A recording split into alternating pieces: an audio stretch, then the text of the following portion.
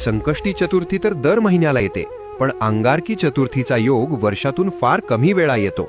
तुम्हाला माहिती आहे का, संकष्टीपेक्षा अंगारकी चतुर्थीला 21 पटीने जास्त महत्त्व का आहे?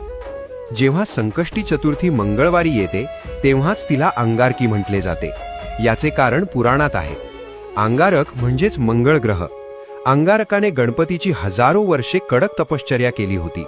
त्याच्या भक्तीने प्रसन्न होऊन बाप्पाने त्याला वरदान दिले, आजपासून जो वार तुझा आहे म्हणजेच मंगळवार, त्या दिवशी जर चतुर्थी आली तर ती तुझ्या नावाने म्हणजेच अंगारकी म्हणून ओळखली जाईल. या दिवसाचे महत्त्व खूप मोठे आहे. शास्त्र सांगते की वर्षभर येणाऱ्या सर्ण संकष्टी केल्यावर जे पुण्य मिळते ते पुण्य फक्त एक अंगारकी केल्याने मिळते. ज्यांच्या पत्रिकेत मंगळ दोष आहे किंवा ज्यांना कर्जातून मुक्ती हवी आहे त्यांच्यासाठी हा दिवस सुवर्ण संधी असतो. तुमच्या आयुष्यातील सर्व विघ्न दूर होवोत आणि बाप्पाची कृपादृष्टी सदैव तुमच्यावर राहो हीच प्रार्थना. कमेंटमध्ये गणपती बाप्पा मोरया लिहून बाप्पाचे आशीर्वाद नक्की घ्या.